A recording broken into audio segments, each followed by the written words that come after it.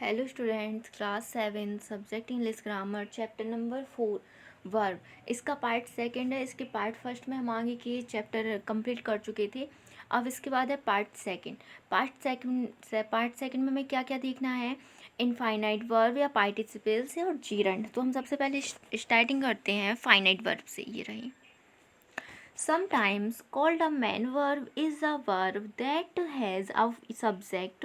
It shows tense, present, past, future and number singular and plural. इसका होता है finite verb को बोल सकते हो। Sometimes called a man verb, जो फाइनाइट वर्ब है उसको आप कभी कभी क्या बोल सकते हो, कॉल्ड कहलाती है मैन वर्ब। जो क्या डिनोट करती है, जो आपको दिखाती है ये प्रेजेंट टेंस है कि पास्ट टेंस है या फ्यूचर टेंस है। लेकिन हमें सबसे मेन चीज़ है जो हमें देखना है वो क्या है, दी इनफाइनाइट। आप आगे की क्लासेस में जाओगे, इनफाइनाइट, जीरंड और पार्टिसिपल ये आपको बहुत बहुत ज़्यादा पूछी जाती है। तो आपको अभी से क्लियर करना है फाइनाइट। इनफाइनाइट क्या होता है?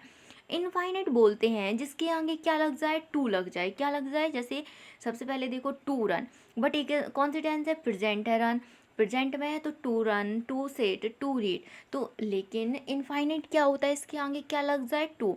देखो to have run, to have set, तो ये क्या हो गया, परफेक्ट। अभी आपको परफेक्ट या प्रेजेंट इनफाइनाइट नहीं देखना है, आपको सिर्फ ध्यान रखना है इनफाइनाइट क्या होता है।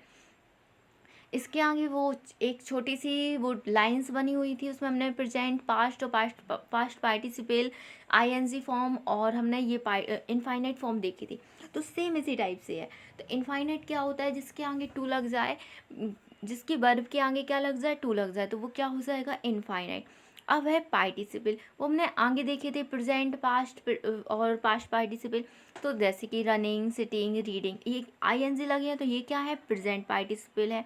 रन, सेट, रीड ये क्या है, पास्ट पार्टिसिपल है। फिर आते हैं हम जीरंड पर। जीरंड बहुत इंपॉर्टेंट है। जीरंड होता क्या है, देखो सीधी सीधी लैंग्वेज में हम बोले हैं कि जब भी किसी वर्ब में आईएनजी लग जाए तो वो क्या हो जाएगा, जीरंड हो जाएगा। क्या हो जाएगा, gerund.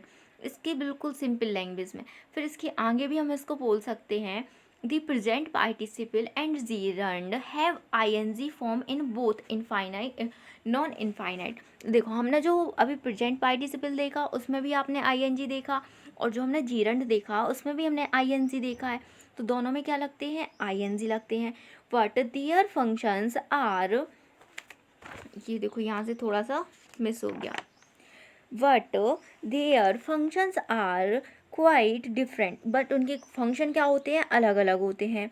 Participle is combination of verb and adjective, gerund is a combination of verb and noun.